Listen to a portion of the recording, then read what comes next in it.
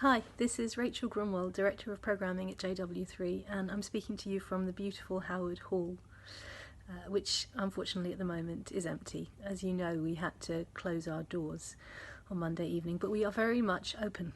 As you know, JW3 is not a building. It's a beautiful building, but JW3 is a project with a vital mission and vision. And now more than ever, we want to bring stimulation, inspiration and comfort powered by Jewish values, learning and life into your homes. So we're working really hard on digital programming for the coming months. JW3 TV, as you will have seen. Meanwhile, we've uploaded some of the best of our archive content from the last 6.5 years, so please enjoy. This content's free, but as you can imagine, this is a difficult time for us financially, so if you can donate to keep us going, to keep cross-communal space where everybody is welcome in play and healthy for the future, please do so. Good evening. I'm Rachel Grunwald, the Director of Programming at JW3, and I'm delighted to welcome you here to our Balfour Declaration panel. And I'm equally delighted that this is an event in partnership with the Jewish Chronicle, one of our long-standing and most valued partners. This event is part of Balfour 100, the official tribute of the British Jewish community, marking 100 years since the Declaration. Balfour 100 was initiated by Lord Jacob Rothschild and is managed by a steering committee representing Jewish communal organisations. The tribute includes dozens of activities all over the country, plus digital resources, and you can find out more at balfour100.com. Tonight is one of the highlights of our own Balfour 100 commemorations. Others include a rehearsed reading of the play The Promise, dramatising the moment of the Declaration and the complexities associated with it. That's followed by a conversation with playwright Ben Brown and journalist Jonathan Friedland on Thursday, November the 2nd. And on Wednesday, the 1st of November, we have the world premiere of a documentary film about the world-changing letter, called Letter from London, followed by a live stream of the Balfour Centenary Lecture by Simon Sharma. Actually, that's sold out.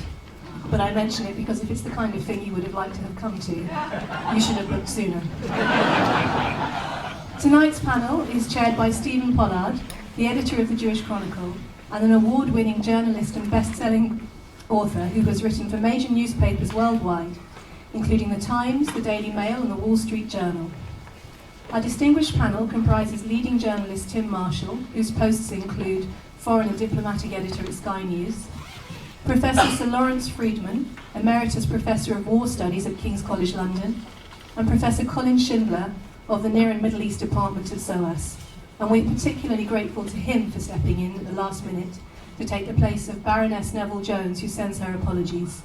She's stuck in the House of Lords with a motion of her own that unexpectedly came up tonight, which I hope you'll agree is a pretty good excuse. There will be a chance for you to ask questions and the mic will come round, so please do wait till it reaches you. Proceedings should end at about 9 o'clock. Please join me in welcoming the panel.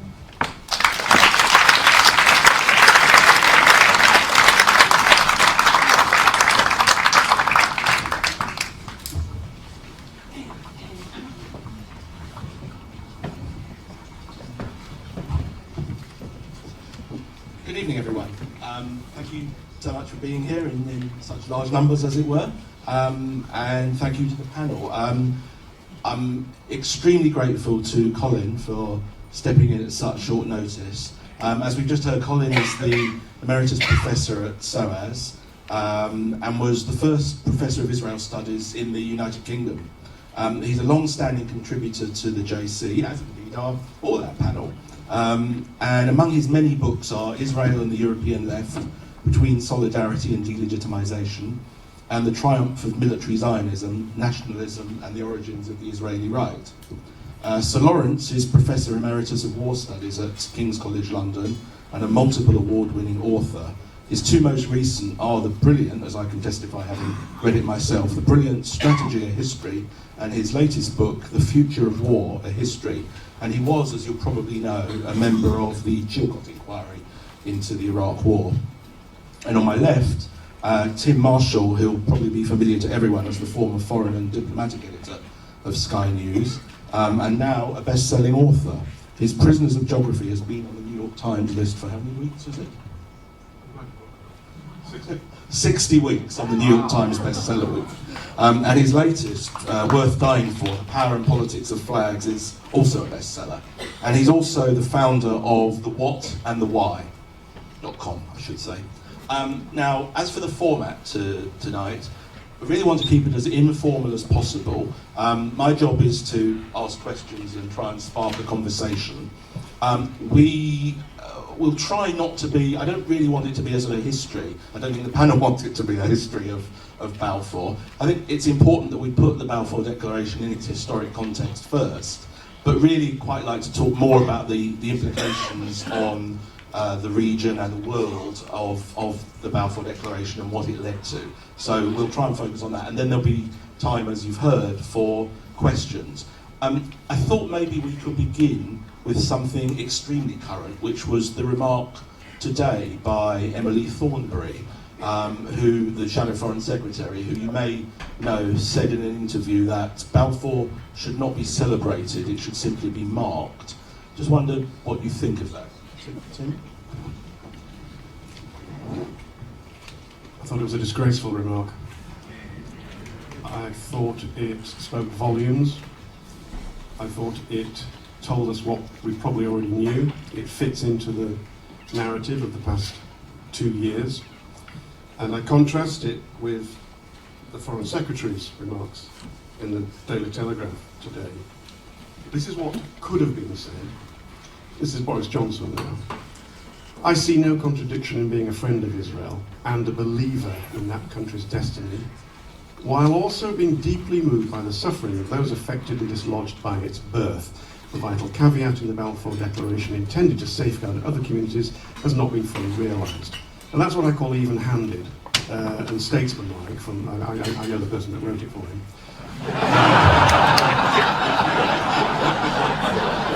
And that is what absolutely Miss Thornberry could have said, but instead she chose to say what is in essence an insult, because it says there is nothing to celebrate about the great democracy that is in the Middle East, called Israel. Yes, I'd echo those points. I think if Emily Thornberry is going to be in charge of the diplomatic service, she's proved herself already to be no diplomat. She's reflected Corbyn's view that the Labour Party has no place as a mediator. Corbyn over the last 30 years has never been a mediator between Israel and Palestine, but a propagandist for one side and one side only. And this goes against all the talk about peace and reconciliation. It doesn't make any sense at all. Again, following Tim's point, if she had phrased it properly, she could have said the Zionists and their supporters will certainly celebrate the centenary of the Balfour Declaration. And I quite understand that the Palestinians and their supporters will see it as a landmark in the history of their problems. I understand that the past can't be changed, but the future can be.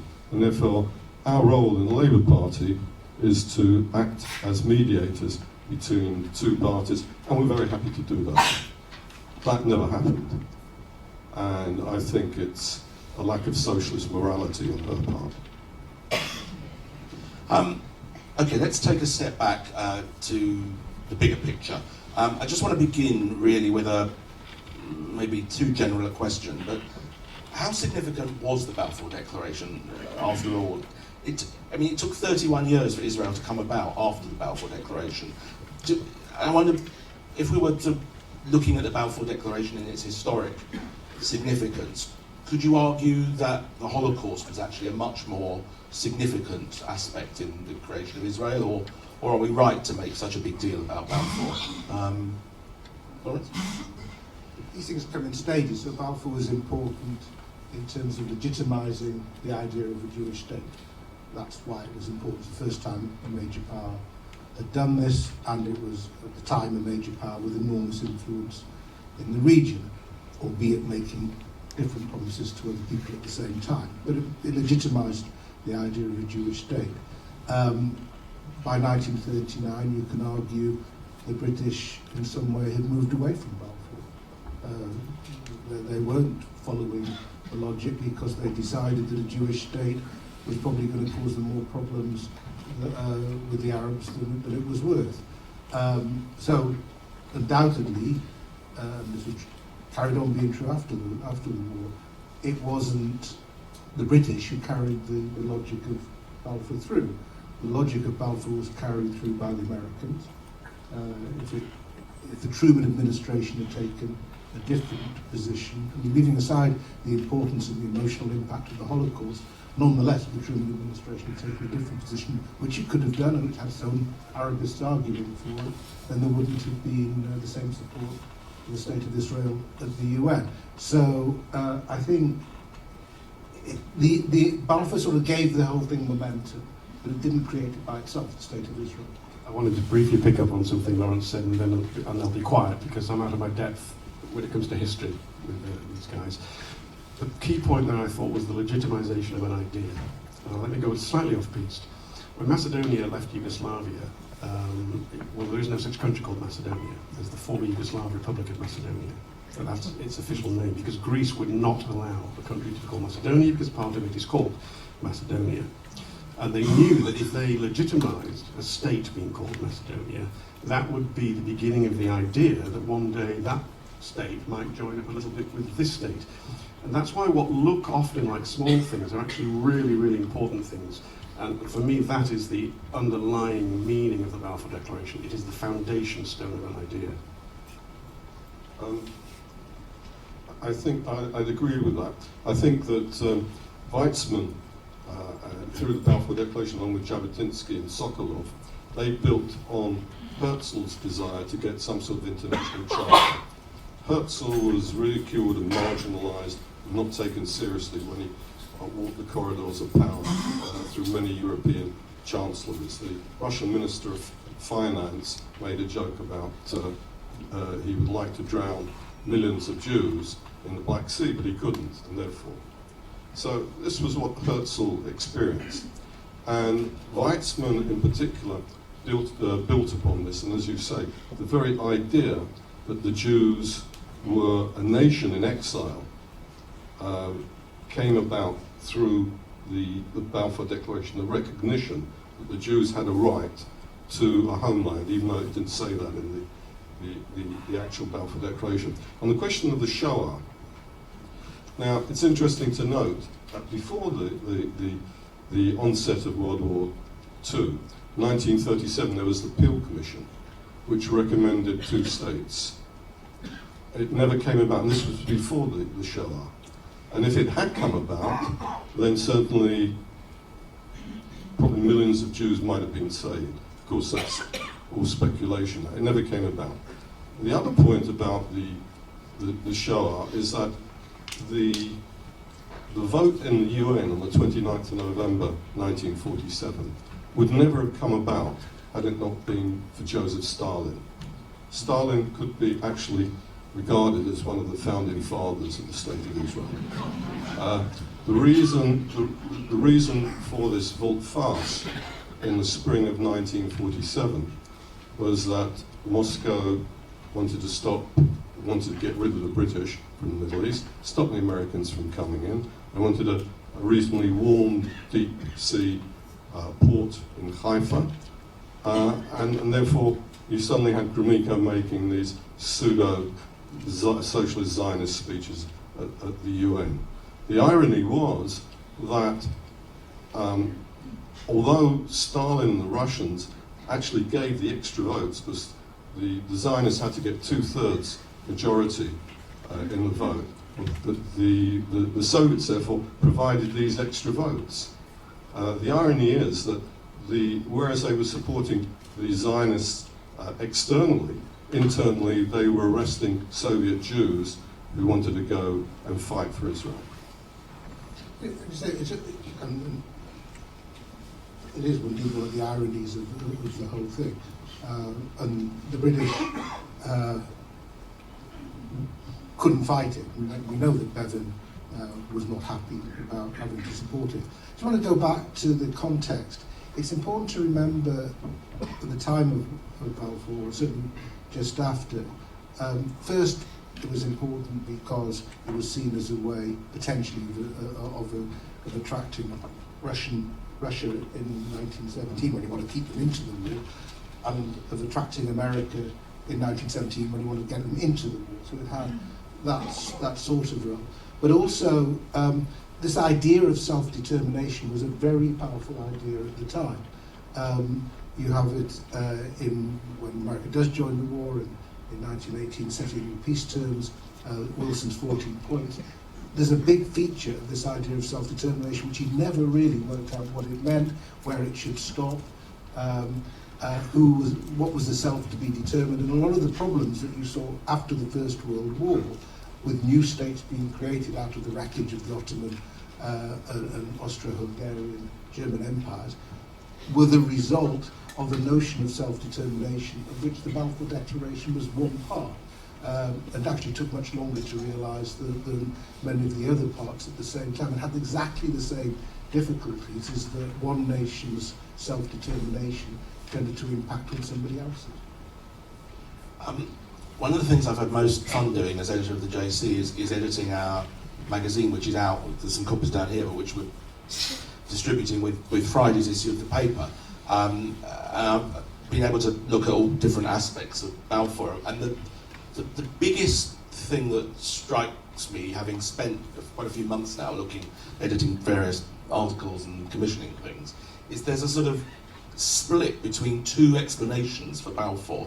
The one that I think probably most of us were brought up on, I was certainly brought up on, the idea, a sort of more romantic notion that Weizmann basically persuaded Lloyd George and Balfour that this was such a wonderful thing to do, and they thought, yes, that's wonderful, as opposed to the view that I think is probably more grounded in history, which was that it was really the product of great power politics. I mean, you alluded to that with the idea of bringing Russia into the sphere of influence. I mean, there were a whole series of contradictory promises from the British during World War I. I mean, I just bullet pointed them here. There were the Hussein-McMahon letters, which promised support for Arab independence in return for Arab tribes to fight the Turks.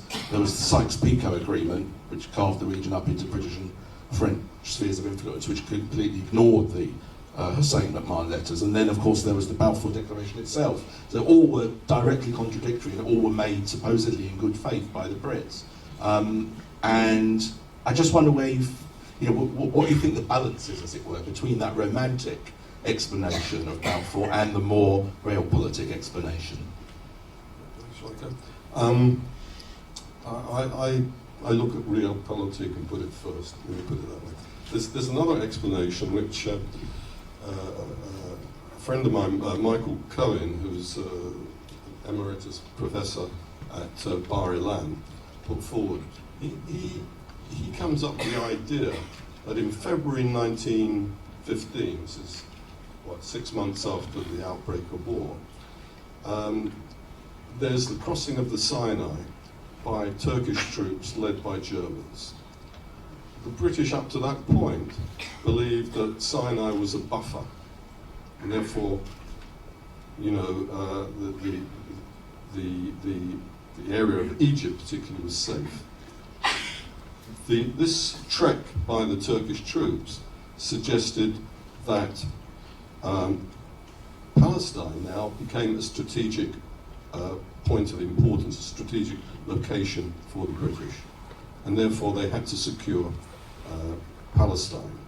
Now, when Lloyd George became Prime Minister in December 1916, he took note of this, and he was particularly averse, Michael argues, to the Sykes-Picot Agreement, because he thought the French were getting too large a share of the cake. And therefore, from that point on, you find Sir Mark Sykes becoming quite amenable to the Zionist idea, and indeed to the idea of a Jewish Legion. So Lloyd George, there are all sorts of stuff you can quote the popular information, but there's a certain hard-headed realpolitik that these British politicians needed. They needed, as Lawrence suggested, they believed in the international power of Jewry.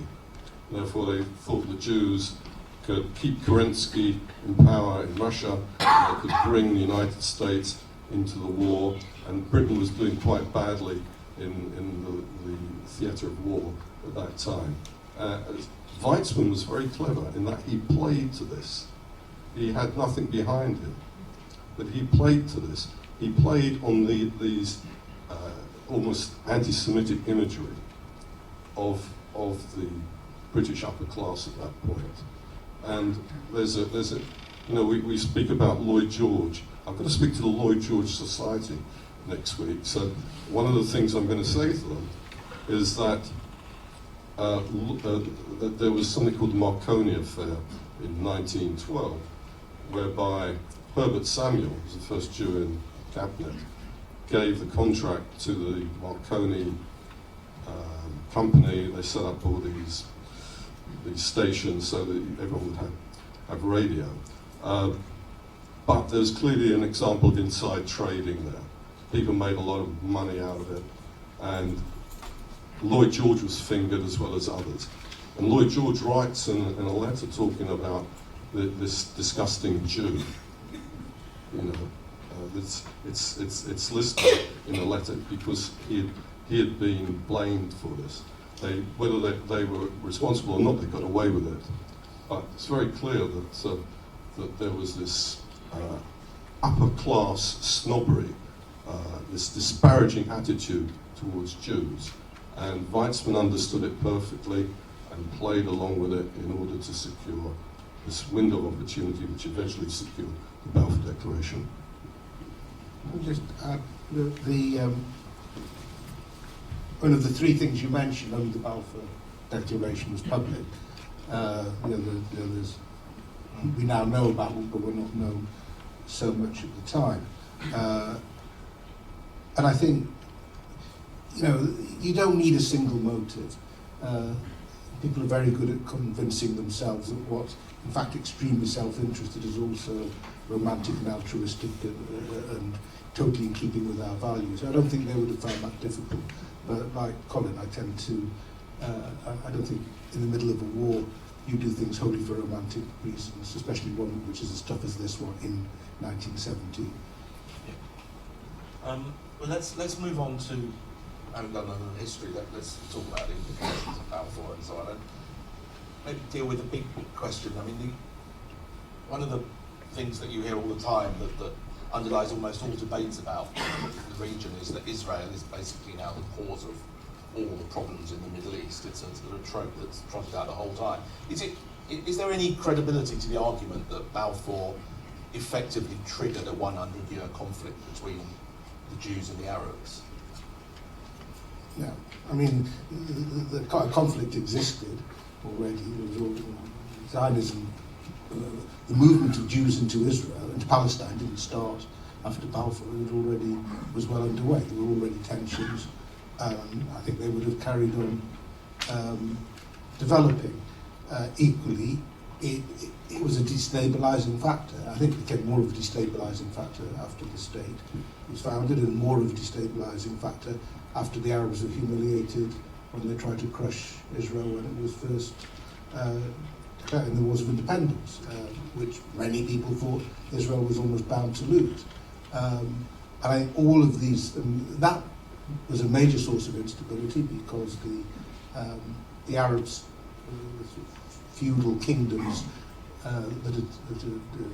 particularly in Egypt, that had failed so badly in the War of Independence, were then vulnerable to the Nassers and so on that followed that. So, yeah, I mean, it's an immensely important part of Middle Eastern history, and therefore does have effects on what has been a pretty dismal history for all sorts of reasons. But to say Israel is the only source of the trouble is overstating it. And also that if it had not been, it would all be sweetness and light and democracies. I mean, the fissures in the Arab societies and the different tribal regions would have been there anyway. They would not necessarily have formed nation states which flowered into democracies.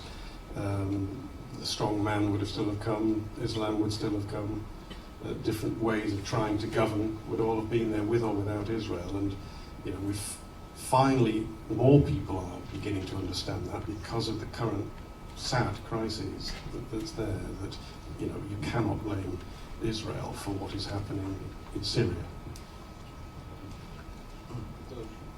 Ben Gurion, in an article in 1915, beginning of the war, called Towards Our Future, specifically spelled out the Jews did not wish to dominate or to displace Arabs, that there was room enough for everyone. And I think at the very beginning, the pioneers in Palestine at that time considered themselves the Zionist wing of the revolutionary groups in Russia. This is how they saw themselves. And they deliberately separated Jewish labour from Arab labour in the hope that the Arab fellaheen would develop a working class and that they would rebel against their notables, and that the Jewish working class and the Arab working class would work together to build a Palestine. Now, the emphasis being on the class struggle rather than the national struggle. And basically that never happened because the Arabs were very weak in terms of developing a proletariat and in terms of developing a middle class.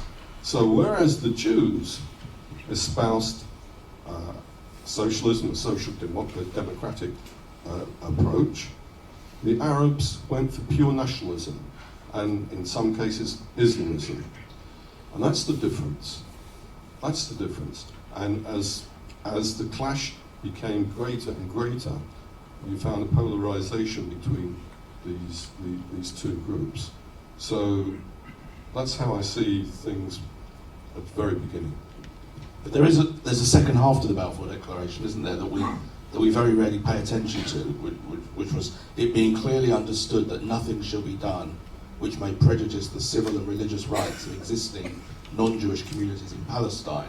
But you talk to the existing non-Jewish communities in Palestine and they have a very different interpretation of Balfour.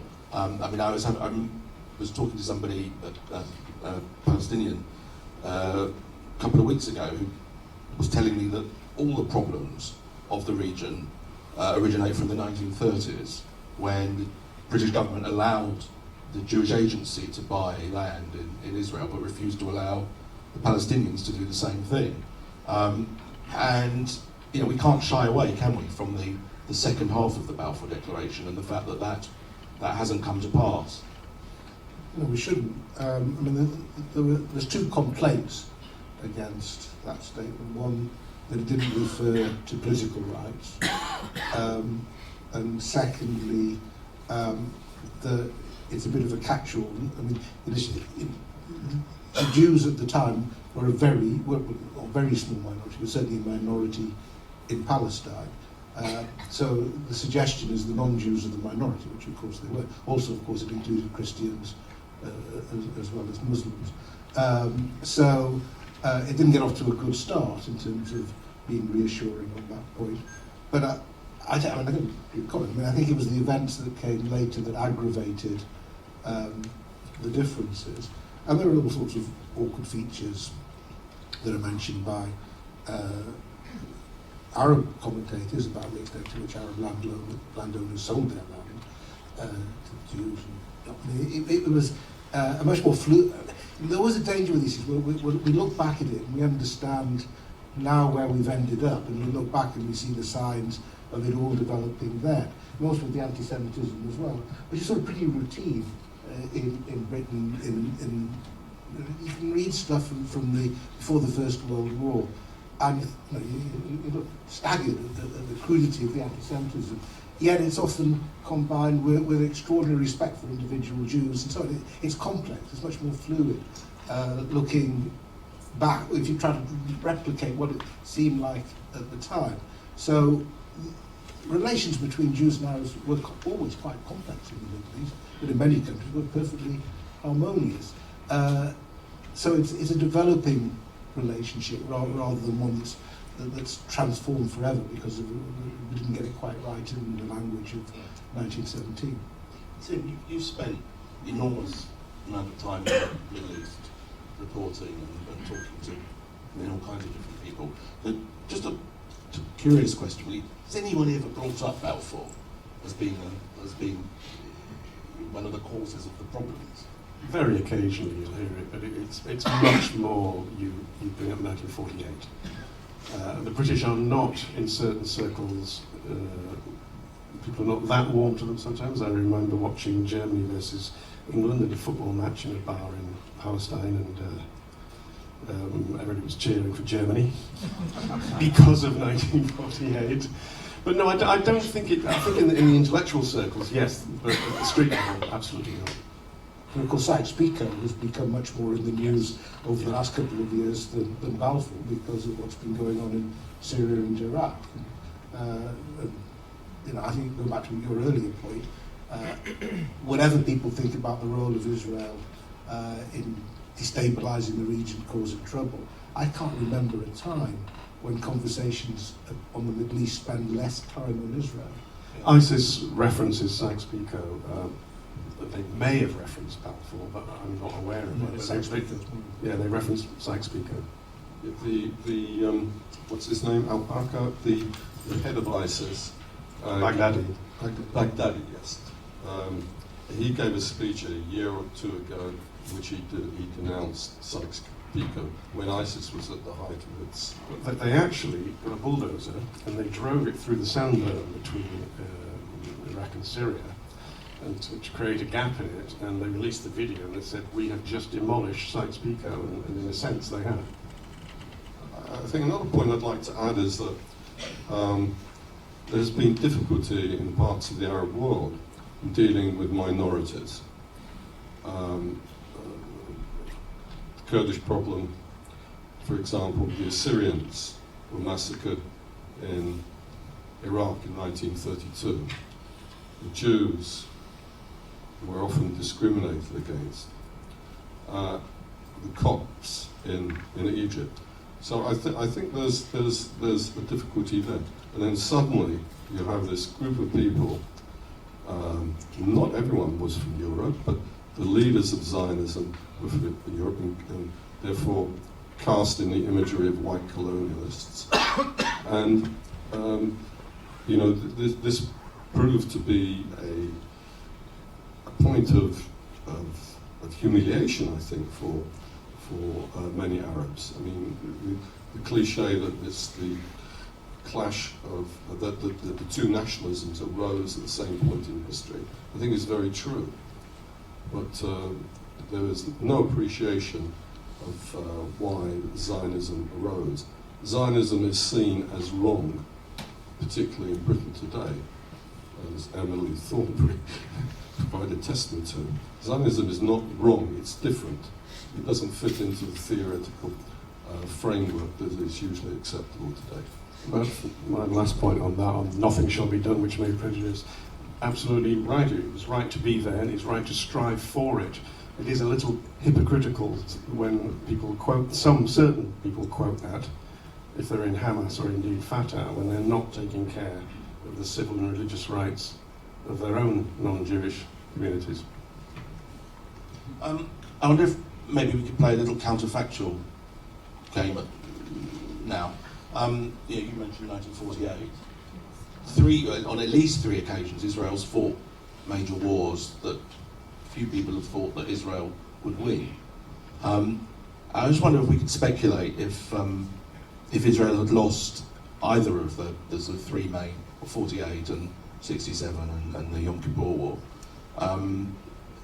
where we'd be now if Israel had lost one of those wars. It's a rather enormous question to ask, but I just thought it might be useful to, because we sort of assume that there's an inevitability about where we are in history, and especially in the case of Israel, there's no inevitability about it at all. Well, the wars got progressively, the 48 war, 47-48 was the critical one, because as we know, it was close, it was difficult. If the Arabs had organised themselves more effectively, they could have won. And if that had failed, then there wouldn't have been a Jewish state. The Jews in the rest of the Middle East may well have stayed where they were.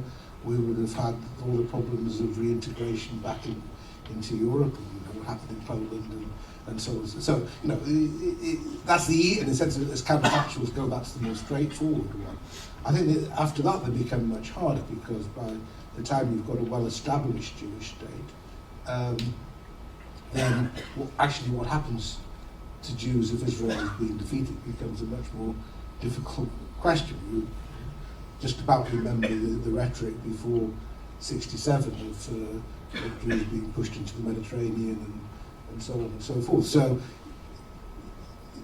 if Israel hadn't actually started the war and launched its very successful preemptive strikes, then it would have been very different. But the interesting question in 1967, which I think is a much more important question, is what would have happened if King Hussein had not believed Nasser and realised that Israel was beating Egypt and just stayed out, because an awful lot of problems that we've had since then would have been avoided if Hussein had stayed out of that war. That seems to be the larger counterfactual.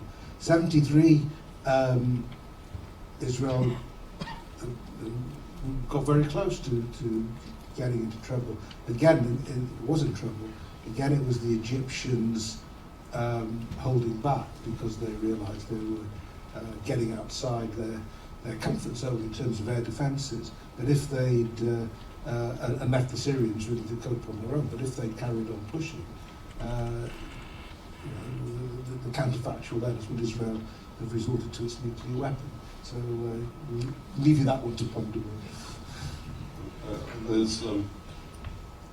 are various photographs of the people signing the Declaration of Independence in May 1948. One of them is of a smiling Moshe Sharet, who became first foreign minister and then prime minister in 1953-54. And Sharet writes in his diary saying that I felt I was on the edge of a cliff, as if a huge gale was blowing, because no one knew what to expect. And others have said that they expected that if the Arabs had won in 1948, they would have been hanged, as indeed, for example, in World War I, some of the Nili people were hanged just after General Allenby walked into Jerusalem. I've got no doubt that there would have been terrible reprisals against the Jews had they lost. No doubt about it at all. And one example, it's we often hear about Deir Yassin, where probably brigades of Lehi and Irgun, who were less disciplined than the Haganah, probably killed many Arab civilians. But what we hear less of is a couple of days before the Declaration of Independence, Jews in Kfar Etzion surrendered to the Egyptians who were coming up from the south and to Arab irregulars. And these unarmed people, over 100, were massacred by Arab irregulars crying Deir Yassin. And for me, that imagery it sticks in my mind, because that writ large is a possibility of what could have happened in 1948. And as Lawrence has said, the other wars, in 1967 it's said that people were prepared to dig up parks because they expected very large casualties. And 1973 I think was more of a draw than a victory for Israel, mainly through Henry Kissinger's pressure. So, we think of Israel as a sort of Prussian superpower. it is a military superpower in the Middle East, but the possibility of it being defeated and disappearing is always there. Perhaps it's part of the Jewish psyche, but perhaps it's also part of the reality. I think that people in 1967 took Nasser's rhetoric, took him at his word, and that is one of the reasons why they prevailed. Let's come a bit more up to date. There's a play on at the moment in the West End, Oslo. If you haven't seen it, it's fantastic. I'd hugely recommend it. Is that as good as it's going to get in terms of peace and Israel reaching an accord with its immediate neighbours and the Palestinian state? Yes. Elaborate on that? Yes. In the near future, yes, but actually I'm reasonably hopeful in the midterm. I mean, if we want to bring it right up to date. Oslo was a success and it's held. Jordan and Egypt peace has held for more than a generation now, and unless there's untoward events, will continue to hold, and it is the foundation upon which to spread that. What we're seeing now in the Middle East, mostly behind the scenes, is other Arab countries coming around to that viewpoint that it is possible. Now, in public, they still have to do X, Y, and Z. I think it was the Moroccan judo champion refused to shake the Israelis' hand this week at some competition, etc., etc. And the states also have to make these gestures. But behind the scenes, there's an awful lot going on. There's an awful lot of technology being bought by the Arab states from the Israelis. There's an awful lot of toing and froing, shuttle diplomacy going on.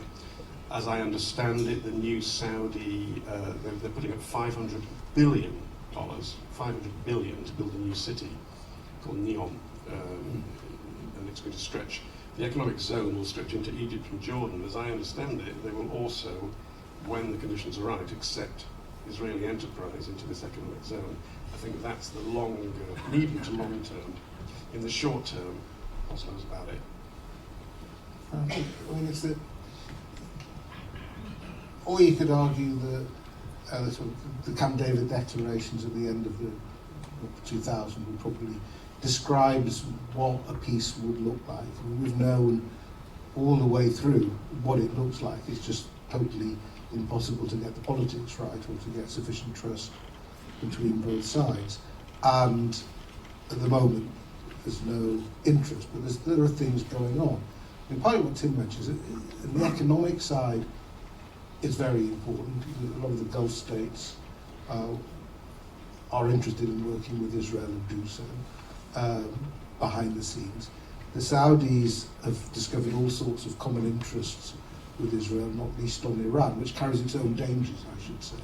It's not simple and straightforward, but the Saudis have seen the Israelis as sort of as allies, informal allies, in pressing. They even allegedly were going to open the airspace for if there was ever going to be an attack on Iran. Yeah, I mean, there's clearly a lot going on in that regard. However, if you talk to Saudis and others, they come back to the point that whatever they may think about the Palestinians, which often isn't very high, they're just not a group they can disregard, and that everything would be so much easier if you could find some way to have a deal on that. I think the other thing just to keep in mind is the severity of the Saudi-Iranian tension in the region at the moment, which influences everything that's going on. I mean, we Americans tend to focus a lot on ISIS, but even behind all of that, the fear of Iran as a radical, destabilising force goes very deep, and that could lead to something quite big as well. Israel's a side player in all of that, so it's not the centre of it. But that is reshaping. I mean, there are big shifts going on in our politics, but as we know with all our politics, as we can see even in Europe at the moment with Catalonia, these old issues don't go away, they keep on reappearing, so we can't assume that the Palestinian issue will somehow be consigned to history and we can just forget about it. I haven't seen Oslo, but I look forward to seeing it. I think one of the points about Oslo, the Oslo Accord, was that it broke through this polarization of Israel against Palestine, Palestine against Israel, in that those people on both sides, on part of the Israelis and part of the Palestinians, those people who wanted peace, were ranged against their rejectionists. And the rejectionists on the Palestinian side coincided with the rise of Islamism. And Oslo was unsuccessful because it did not promise, it promised peace, but it did not provide security, because the Oslo years also marked the advent of the suicide bombers. And if you ask Israelis today, they will say that peace and security are not one of the same. They'd sooner have security. And that is why people vote for Netanyahu, despite everything, because he is seen as the guarantor of security. Peace and the settlements are a secondary matter. And particularly at this point in history, when there's an Islamist storm blowing outside the door, the Netanyahu and the Israeli government prefer to batten down the hatches, and that allows them space to follow an ideological agenda. So this is the essential difficulty at the moment, that people are practicing the politics of stagnation. I mean, it seems to me that whilst everybody pays lip service to the notion of a two-state solution, almost everybody, the fashionable move now is to say that the real move is towards a one-state solution and that two states are dead, effectively. I just wonder what your take on that is. That has become the fashion over the past 12 months. I don't think it's viable. I don't think it's going to happen. It's just people saying, well, let's try something new, a one-state solution. It's not going to happen. And again, the British today, with Mr. Johnson, he's actually saying the ends. Britain will give whatever support we can in order to close the ring and complete the unfinished business of the Balfour Declaration. He lays out what we all know, the parameters of the deal, and says that the UK, of course, is not quite the player it used to be in this, but it's going to furnish its credentials and say we're prepared to help. The two-state solution is still, for me, the only game in town, even if no one's playing it at the moment. No, I agree. I mean, I think, the fact that you'll find adherents of the one-state solution on the extremes of both sides is all you need to know, in a way. It's either this is going to be a Jewish state or it's going to be an Arab state, and in the end, it's easier to have a Jewish state and a Palestinian state. So I think there's no way that Israel can do what it might have been thought it was able to do after the territories were occupied in the first place. It just isn't the hostility and the difficulty. We've seen it. We've seen how difficult it is to occupy a whole population that really doesn't like it and is going to keep on fighting. The difference, and we have to keep this in mind, is one of the wars that we don't mention so often, but I think was as important in reshaping Israel's security problems, was the invasion of Lebanon in '82. It was an enormous mistake.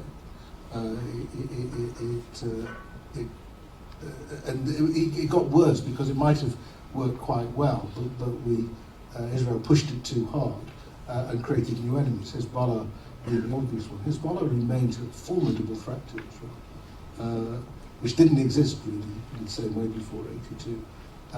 So I think the security problem is now much more than Gaza or the West Bank. The security problem is very much Hezbollah, and that is bound up with this wider ISIS Iran. I agree with Tim and Lawrence that the one-state solution sounds good, but it doesn't make any sense. And if you aim eventually at the let's say, the United States or the Middle East, inevitably you have to go through a two-state solution in order to reach that, because the hostility, the national hostility on both sides is so profound, it would take several generations before people actually begin to consider the dissolving of borders. I'd like to pick up on one point here, which Stephen reminded me about. We often talk about two-state solution. The Labour Party, Corbyn, has recently been talking about a two-state solution. No one mentions or maybe they do, they talk about the right of self-determination of the Palestinians, which is quite right. But no one talks about the right of self-determination of the Jews. And that's a problem for people like Corbyn, because 2013, he spoke about the Balfour Declaration as being a historic mistake. They don't recognise that the Jews have a right to be in Israel. They say it's a fait accompli, okay, they've been there, there's an Israeli people. But there's not that ideological definition, the ideological acceptance that the Jews have a right to national self-determination in Israel.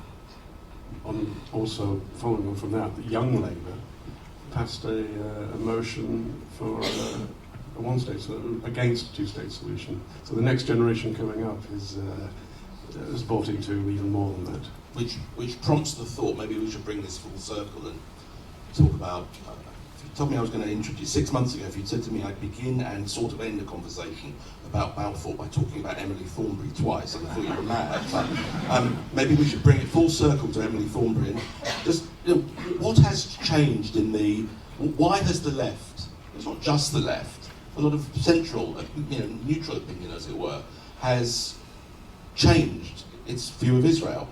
For most of Israel's existence, or for the first 20, 30 years of Israel's existence, certainly in this country, it was revered and plucky Israel and so on. And yet, in so many circles now, Israel is a synonym for evil oppression. But what has changed? Not so much about Israeli behaviour, but what's changed in the mindset here that's led to that? Yeah. If we go back to 1947, to post-war Britain, the further left that you went in the Labour Party, the more pro-Zionist they were. Nye Bevan, founder of the NHS, threatened to resign from Attlee's government because of British policy in Palestine. In the 1950s, for example, I remember reading a review of Nye Bevan of Nasser's book, name I can't remember at the moment, in 1955-56, and he derided him as a reactionary. Now, of course, all of this is airbrushed out of existence today. Tony Benn, or as he was then known as the Anthony Wedgwood Benn, wrote every week in the Jewish Vanguard, the paper of Politzian, uber-Zionist articles that's almost embarrassing to read. The point of change, I think, took place during the period of decolonisation. In 1957, the Gold Coast became Ghana. And in one sense, the Palestinians fitted in much more to that narrative than did the Israelis in the 1960s. The time of Che Guevara, the time of Vietnam War, against apartheid. So what I'm saying is, this mindset that Zionism was wrong, that Israel was a settler colonial state, took place before the settlement triumph on the West Bank, took place before the Six-Day War. Now, of course, the settlement drive after 1968 didn't help. It cemented that view. So what started off on the periphery in the 1960s has moved to the centre. We think that Corbyn and the people around him are old Labour. They're not. They're far left. They're outside of Labour. And these were people in the 1960s who were on the periphery. and with the coming of social media, and particularly young people who are profoundly ignorant about the history of the Jews and the history of Zionism, we have this situation today. I think it's even a little bit more bleak than that. I said I'm going around spreading gloom and despondency around the nation. Trotsky got a nice pick in his head. You know, it could be worse. Kerensky was given the elbow. If you look at the purges in Czechoslovakia, if you look at some of the purges in East Germany, you know who's getting purged here. So there's always been that strain in the extreme left. And I do think that Mr. Corbyn, Seamus Milne, and quite a few of the group around them, they're not what I used to regard as the Labour Party. They really are of those guys in the 1960s and the 70s who, on a wet Wednesday, would sit around at some dreary pub in the cold, nursing pints and saying, "One day, comrade," never thinking for the life of them that they would ever get anywhere near any power. But that they were ultra radicals. But they have moved into the centre, but they're bringing people with them. I also talk to a lot of young people who have absolutely no idea about their beliefs and their views. They just see this great guy, you know, the absolute boy. They have no concept of some of the beliefs that they have. But it's not just Corbyn, is it? I mean, it predates by quite a while. I mean, I mean, I was still learning my politics during the late 60s. You could feel it happen. You could see it happen around you. I used to be in the Young Liberals then. A number of them went off to Libya after Gaddafi, and they came back really quite enthusiastic supporters of this cause in a way that was quite remarkable. And many of them went on to run magazines and so on, supported by Gaddafi. I'm not suggesting simple conspiracy, but you could feel the change. I think the big change with Israel moved from being the victim and holding on to its existence by a thread to being seen as the oppressor. I don't think we can escape those images and how it came to be seen. Israel was the strong guy, and the Arabs were the ones who were getting beaten up. And it's in the nature of the way that the young and the media present things that it's hard to have sympathy for the guys who've got That was all we always come back on. We always come back to why that one. An example is this week when Netanyahu comes, and just as Mr. Corbyn could not find time at the Labour conference to go to Labour Friends of Israel, and yet the same evening went to 3 separate events within spitting distance of that event, and he said he was too busy. He's now not going to see Mr. Netanyahu. Now, it doesn't matter if you find him an unpleasant character or not, the Israeli Prime Minister. If you want to be Prime Minister of the United Kingdom, which he does, you need to meet people like that. And is he going to turn down if President Xi comes and is invited to dinner? No, he's not. And so I always come back to this, why this one? And it's because they are so steeped in it, in this romantic notion. But there's often a darker side that I don't think they even know they have. I don't disagree with that. One of my earlier political experiences was being denounced as a Zionist by Jeremy Corbyn's brother, Piers, when I was trying to go for an office in National Union of Students, never even been to Israel by that point. So I've watched the Corbyns with great interest ever since. And actually some gratitude, because goodness knows what would have happened to me if I got a position in the National Union of Students. I think we need just to be careful not to assume it's just a group of clever manipulators who've managed to take over Labour, because it goes far wider than that. And I think it's partly because we have identified, I mean, people, Brits, have identified quite a lot with Israel.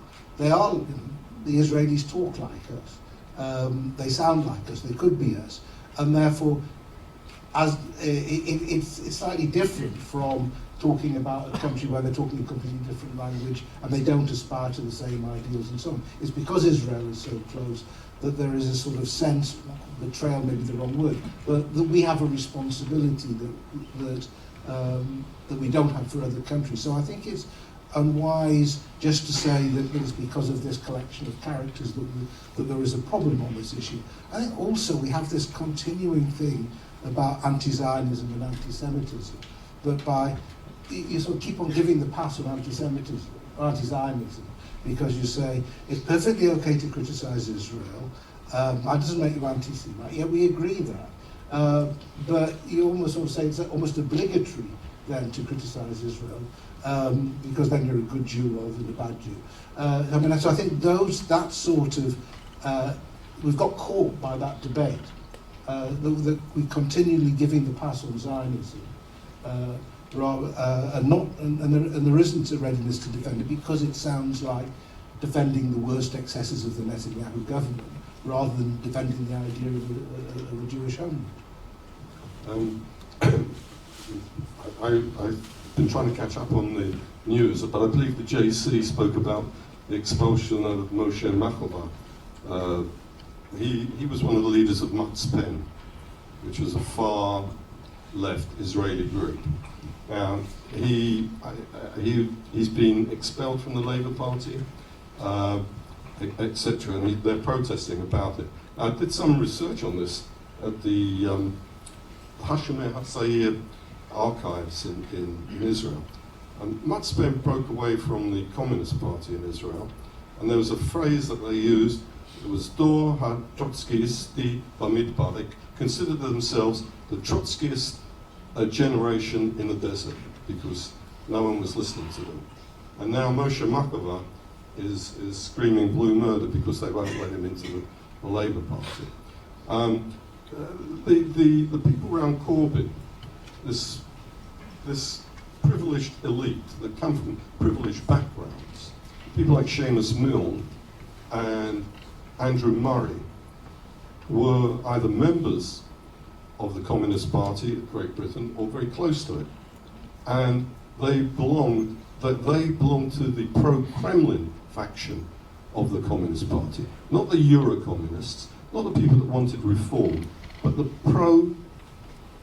pro-Soviet faction, the people that opposed Gorbachev, that opposed Perestroika, opposed Glasnost, that didn't think too much of people like Andrei Sakharov. These are the people who are now in Corbyn's inner circle. I reviewed a book recently by Sean McGamna, who's one of the few people on the far left who protest against all the things we've been speaking about, about the denigration of Zionism, about the stereotyping of Jews, etc., etc. It's called The Left in Disarray. And he refers to this as a Stalinization by the British left, by the Labour Party. And even Trotskyists can Stalinize.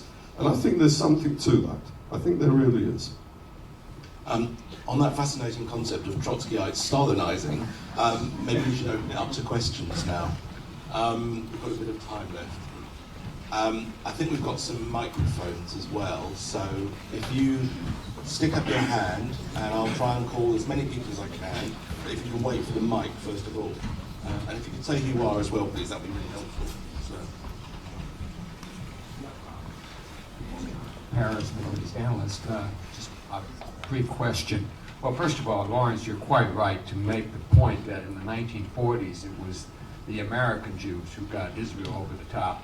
In fact, it was Albert Heller Silver from my hometown of Cleveland who really did the heavy lifting. But had it not been for Balfour, my ancestors would not have moved to Palestine in 1921 to the Third Aliyah. So let's give it credit.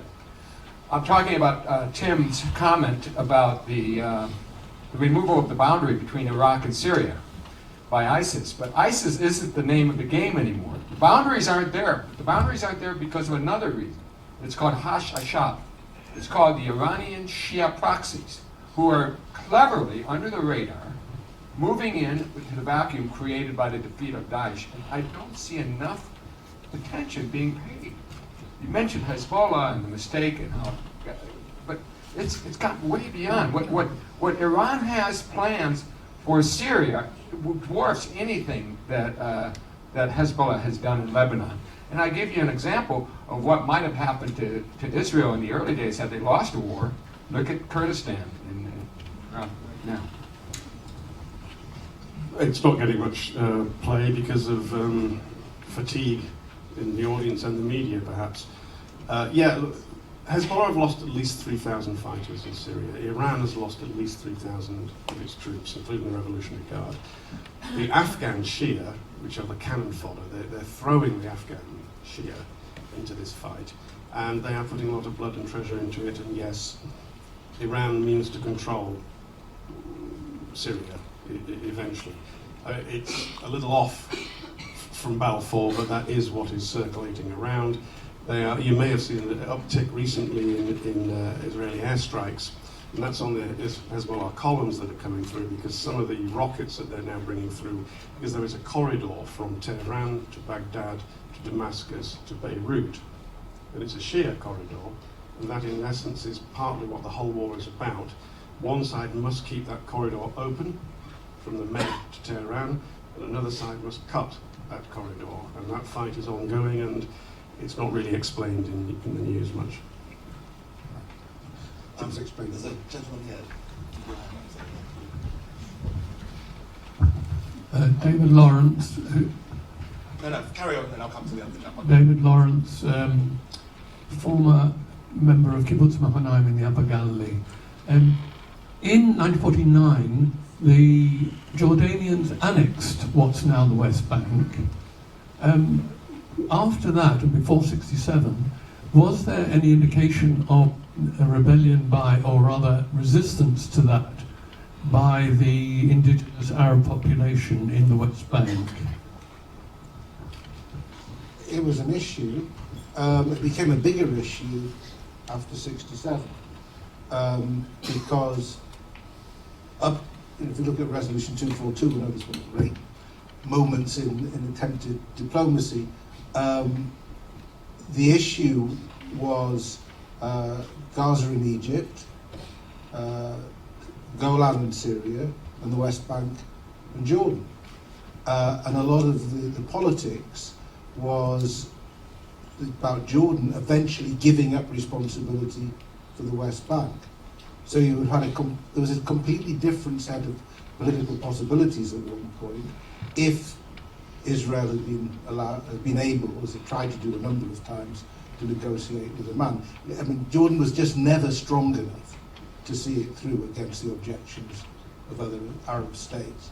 But we tend to forget that the part of the complication of the peace process was that the Palestinians, PLO, took responsibility for the West Bank away from Jordan. And you see residues of that, of course, with Temple Mount and so on.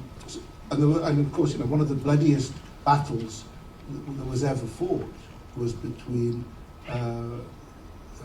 Palestinians and the Jordanians in Black September. There is a modern version of this, actually, is that one of the ideas doing the round in the White House from Jared Kushner is that the Jordanians could lead a peacekeeping force in the West Bank,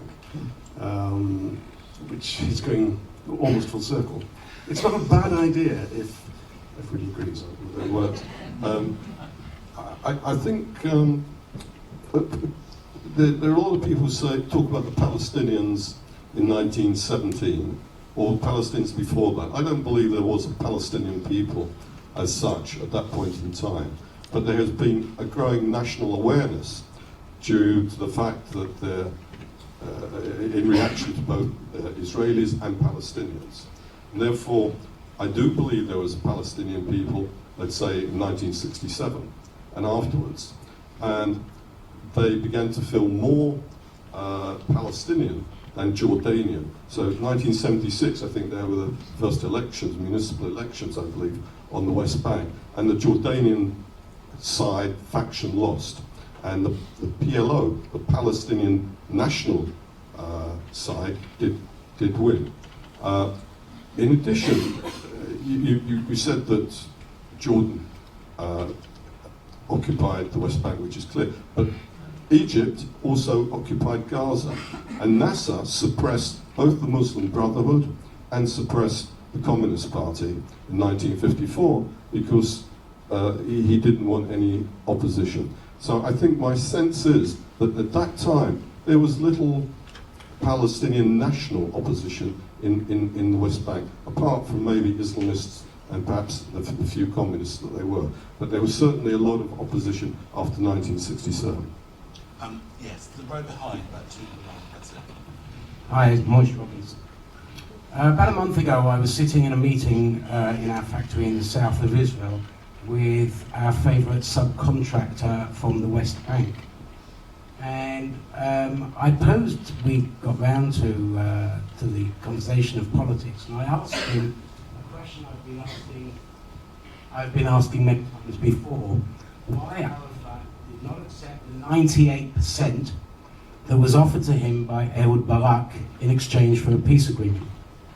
And he said, and he answered this, he said, until our own leaders will stop their own self-interest and really care about their own people, there will not be peace with Israel, and there can never be peace with Israel. And that was his comment. But my question to the panel, if I might, is England has, in 1947, we could say, made a bit of a hash of the Indian-Pakistan treaty. We certainly have not done ourselves proud in Libya with Gaddafi. It would be questionable about whether we had done ourselves proud in Iraq.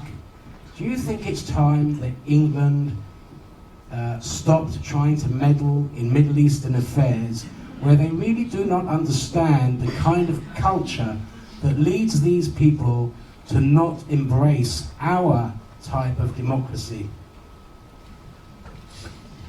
Now I've taken the view that everybody gets the Middle East wrong, including those who live there. I mean, it's a graveyard of foreign policies. So we're not unique. And of course, we're talking back to a time when we had we'd taken for ourselves imperial responsibilities, which is not quite the same as meddling. I mean, we're beyond meddling.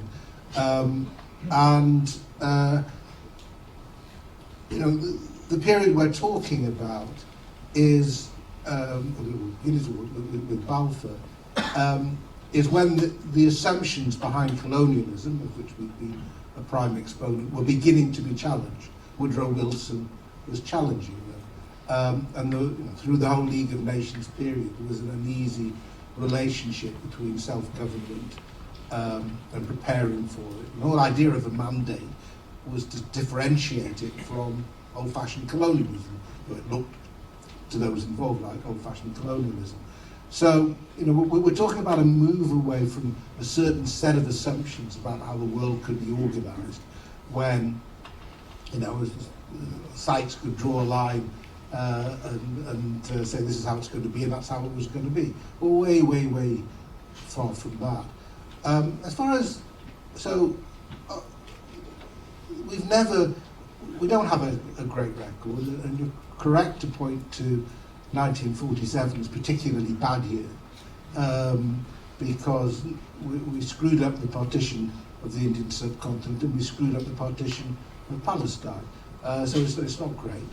Far more died, of course, in the breakup of the Raj than died as a result of Palestine. It's much bigger. What I think we have to be careful about is assuming that people don't share our views of democracy and so on. I think, even in Iraq, when people were given a chance to vote, they voted. They wanted to vote.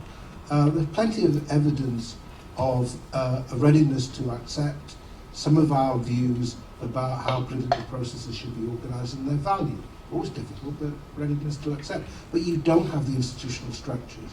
And without the institutions and the rule of law and so on to make it work, it tends to fall apart. But I don't think it's the people's fault or the culture's fault. It's an institutional fault. I think you're damned if you do and you're damned if you don't meddle, which is one word. When the Americans are policing the world, everyone gets very angry. When they're not, massive vacuums happen and huge violence breaks out and people want them to police the world again. We used to be that powerful. We're not anymore. It was inevitable we would do what we did around the world. We had an empire. I'm not making a case for or against that. It was just simply a reality. And if you cared about India, then you cared about that part of the world that had the Suez Canal, etc., etc. It was inevitable. Now, A, we're hollowing out our military forces. B, that we're not going anywhere in the Middle East with boots on the ground for a very long time because of the public mood, because of what happened in the last decade. And what we can do is not meddle. We can offer our good services as equals and friends. I mean, we need to go back out into the world as equals and friends, not as colonialists. But Britain is the sixth largest economy, United Nations seat on the Security Council, the biggest armed forces in Europe. It has a role in the world. It has a role to play in the world. But I, personally would like it to be a different role to the one it played in the last century. Yes. Just wait for the microphone.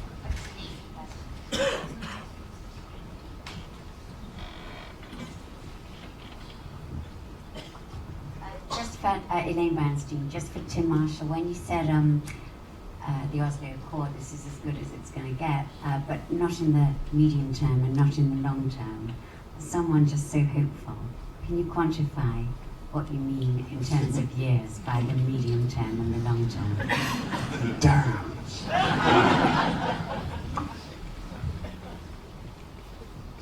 If the current rate of engagement that has been going on in the last 5 years continues over the next 5 years, I think you can have enough political pressure put on both sides by the real players in the region to actually have a genuinely good stab again at a wider Oslo within 5 years. Within 5 years. And a lot of that will be based on economics and great power politics and the realization that has seeped through that the Middle East is not all about Israel and Palestine, it's about a lot more. And if they could get over that, they could advance a lot more. The current leadership in Saudi Arabia is absolutely fascinating, the Crown Prince. The current leadership in the UAE, they seem to understand the way the modern world works, and they are not as ideologically bound as before. And if they can bring the people with them, or if it's indeed the other way around, I think within 5 years they can have another very, very good stab at a proper peace deal. And is that because, despite, or simply coincident with President Trump? The question is in 5 years whether he'll, or the next 5 hours maybe. Despite and because. Despite because I don't think that his team is going to be able to pull this off, but they are working very, very hard. Jared Kushner is in Saudi Arabia this week, in fact. Now, exactly why, I'm not sure, but I think they will have, whilst he was there, will have talked about. He's got a guy in the embassy and in the consulate in Jerusalem that is putting a plan together. I'm not saying it's going to work, but the dynamics, because the world is greater than Trump, and America has presidents and it has interests, and the presidents come and go. And this president will come and go. Who knows when? But so, I don't take much notice of him as an individual. It's better to look at the bigger picture, and the bigger picture is that within a few years now, I think it is possible to put together a proper Oslo Plus deal. And I haven't thought that for 15 years. Just worth noting, one of the things that's going on at the moment is attempt to get a rapprochement between Hamas and the PLO, which is an important part of peace, because so long as you have that division, then it was absolutely impossible to get an agreement. If you can fuse those two together and with a different leadership, then again it becomes part of the peace. Lots of little things. Lawrence will know. This week, the Palestinian Authority took over the border crossing at Rafah. Yeah. Middle of next month, I think the Palestinian Authority takes over the governance of Gaza in a unity government. for the first time again since they fell apart, Fatah and Hamas are going to make a stab at coming together, and this is being put together by the outside world. There's all these steps are leading in one direction, and it is a positive direction. In a few years' time, if they can get all the ducks in a row, there will be other people that will be desperately trying to shoot the ducks out of the sky. I suppose the rider to that is, what's the place of ideology both in Israel and in Palestine? I've always believed that you could negotiate with Palestinian nationalists, but I've always had great doubts about whether one could negotiate with Palestinian Islamists who did not have not come through the same political process as the nationalists, who will not recognise that the Jews have a right to national self-determination. And on the other side, Netanyahu's ongoing settlement drive is partly ideological, partly security.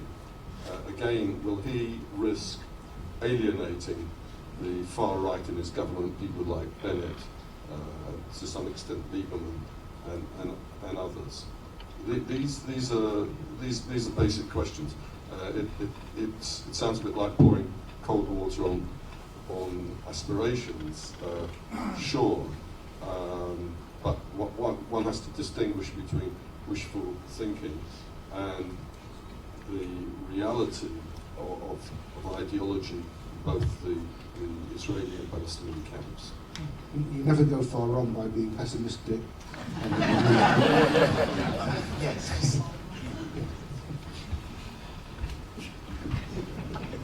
Stephen Siegel, I wonder where the BBC figures in Balfour and what the panel think of their approach or lack of approach. They weren't around at the time of Balfour. I think the BBC, again, the sort of damned if you do, damned if you don't position. I was involved tangentially many years ago with one of the an internal investigation the BBC did into its Middle East coverage. I was very tangential. I wasn't actually doing the work. But it was quite interesting that just how the problems that struck me with the BBC's coverage were not biased, just the difficulty of providing context, which is one of the things we've been talking about this evening, which is a problem for the media generally. An even greater problem with social media is that you pick up a reference and you see something, unless you know quite a lot, you're going to miss it, and people just don't spend the time trying to find out. And if you're a news organisation, I'll speak more to this than I can, if you're a news organisation, the editors are going to get very impatient if you spend a lot of time trying to give a lot of historical context. But if you don't know the historical context, especially with the Middle East, you miss so much. I actually don't watch television news very much anymore. Seriously, I don't. I think the BBC will bend over backwards to try and be balanced in some whatever coverage it gives this week. I don't think the great British public actually care very much about this issue at all, either Balfour or Israel, to be perfectly honest with you. As for context, yes, I absolutely believe so much in context. I'm very heartened for the viewing figures for the Vietnam War series, 14-part series, and lots of people are watching it. I think they're the first for context, and I hope the pendulum swings back, but Twitter is militating against it. We've probably got time for one more question. There were a few. Yes. Mr. Chairman, I'm quite surprised that the heading for this conference is the Balfour Declaration. As I recall, the white paper the British brought out in the late 30s, and forgive me for that historical knowledge, I always felt that kind of negated the Balfour Declaration and led Ben Gurion to say, we will fight the white paper as if there were no war, and we will fight the war as if there were no white paper. Would the panel like to comment on that at all? Yeah, it was the White Paper of 1939. By that time, it was very clear to the British that there would be the outbreak of war was imminent, and therefore they had to row back. In fact, they spent the interwar years rowing back with the Balfour Declaration, but even more so at that particular point in time. The Peel Commission in 1937 proposed 2 states, and that led nowhere. There was the Woodhead Commission, which effectively scuppered it. And therefore, in 1939, the White Paper suggested that the British would allow in 15,000 Jews per year for 5 years, 75,000. And after that, it would be up to the Arabs of Palestine to decide if any more wish to go in. And this is on the eve of war. Of course, no one knew that the Shoah would occur at that point, but people certainly knew that there was dramatic persecution of Jews during the 1930s, during the time when the war clouds were gathering in Europe. So that was the White Paper, and as you said, Ben-Gurion obviously had to side with the British in their war against the Germans. Not everyone did. Certainly the Stern group didn't. Abraham Stern, in fact, was thought that he could deal with German conquerors. Even Menachem Begin was not absolutely certain. But Ben-Gurion was very clear. You know, you had to side with the British against the Nazi beast.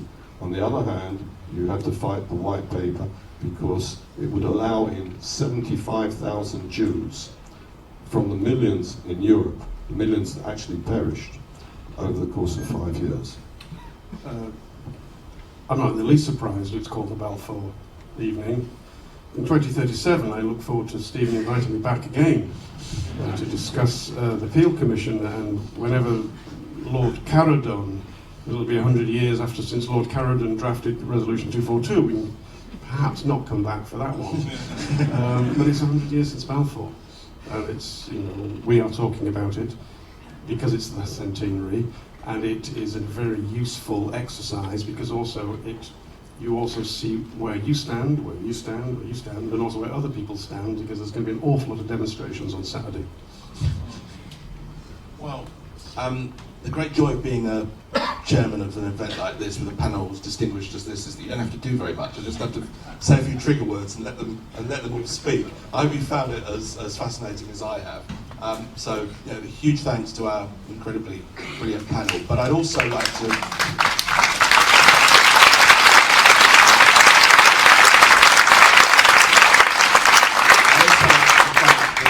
team at JW3 for hosting us in such a smooth and perfect way, but in a special thanks to the JC's Lee Glassman, who has worked tirelessly for pretty much 3 days non-stop, first on Shabbat UK and now on this, and I didn't realise it was actually his birthday. He worked all through it on our event, so thank you very much, Lee, for that. And thank you.